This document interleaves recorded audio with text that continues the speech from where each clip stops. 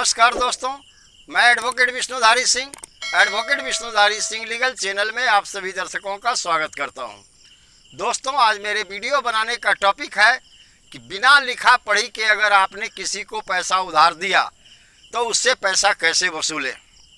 दोस्तों, इसके पहले मैंने अपने यूट्यूब चैनल पर एक वीडियो पोस्ट किया था जिसमें आपको मैंने बताया था उस वीडियो के माध्यम से कि आप किसी को पैसा उधार दें तो कैसे दें।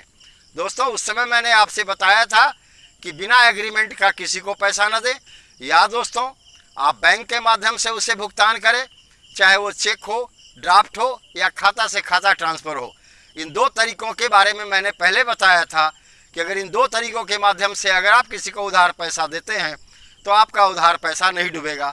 आप न्यायालय से अगर चाहें तो अपने तथ्य को प्रमाणित करते हुए अपना उधार पैसा उससे वसूल सकते हैं।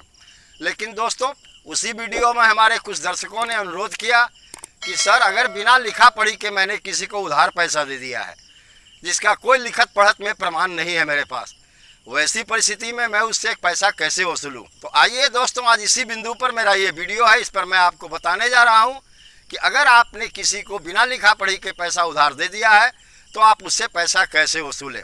दोस्तों, जब आप किसी को उधार देने की पैसा कोशिश करें या कोई आपसे उधार मांगा और आप उसे उधार पैसा दे रहे हैं और नगद पैसा भुगतान उसे कर रहे हैं, वैसी परिस्थिति में आप अपने इर्द गिर्द अगल बगल में या उसके सामने में एक गवाह को जरूर रखें, जो गवाह यह न्यायालय में भी प्रमाणित करे कि हाँ, आपने उस व्यक्ति को इतना रुपया उधार दिया, इतना दिन के अंदर में उसे उस पैसा को सदा देना था। अगर इस गवाह के सामने आपने उसे भुगतान किया है तो आप न्यायालय में अपनी बातों को साबित करके, अपने उधार पैसे को साबित करके, आप निश्चित तौर पर उस गवाही के आधार पर ही उस उधार लिए हुए व्यक्ति से, जिसने उधार पैसा लिया है आपसे, उसका पैसा आप वसूल सकते हैं। इसके लिए आपको गवाह रखना जरूरी है। दोस्तों, ये काफ़ी इम्पोर्टेंट चीज़ है। अगर गवाह है तो निश्चित तौर पर आपका पैसा आपको वापस मिल जाएगा। अब दूसरा बिंदु है दोस्तों, अगर गवाह नहीं है तो क्या करें।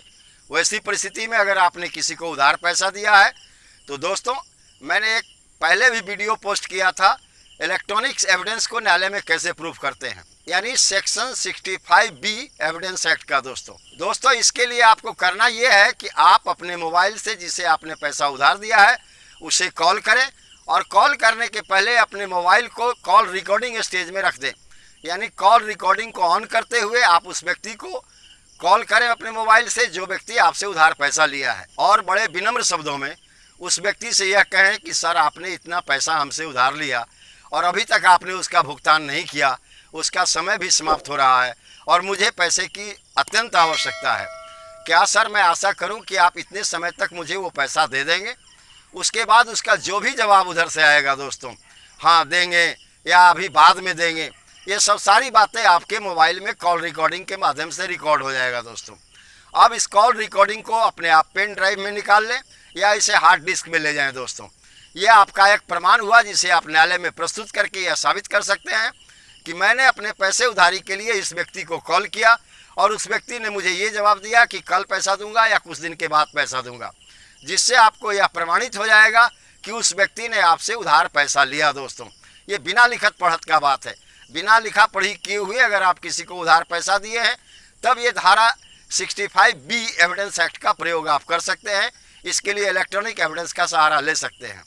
उसी कॉल रिकॉर्डिंग के आधार पर उसकी प्रामाणिकता को न्यायालय जांच करते हुए अगर ये पाए कि आपका कॉल रिकॉर्डिंग सही है तो निश्चित तौर पर उधारी पैसा आपको न्यायालय उस उधार खाने वाले व्यक्ति से दिला देंगे, यानी न्यायालय के आदेश से वह पैसा पुनः आपको वापस आ जाएगा।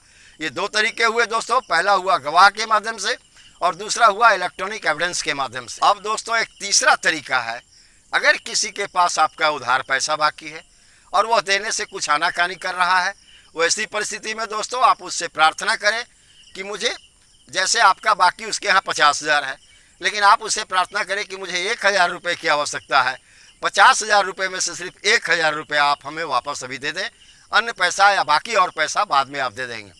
अगर वह 1,000 रुपये आपको दे देता है, वैसी परिस्थिति में आप एक सादा पन्ना पर उस चीज़ को लिखें कि 50,000 में 1,000 रुपये आज हम वापस पाए, और उस पर उस व्यक्ति से जो उधार लिया है पैसा उससे सिग्नेचर करवाएं कि हाँ, मैंने आज अपने 1,000 रुपये का भुगतान कर दिया। वो खुशी खुशी कर देंगे। दोस्तों, चूँकि 1,000 रुपया देना कोई बड़ी बात नहीं है, ऐसी परिस्थिति में यह सादा कागज पर लिखा हुआ यह प्रमाण, जिस पर उस उधार पैसा लेने वाले व्यक्ति का सिग्नेचर भी है, यह साबित करेगा कि आपसे वह व्यक्ति इतना पैसा उधार लिया और 1000 या 2000 रुपया आपको फलाने तारीख को वापस किया।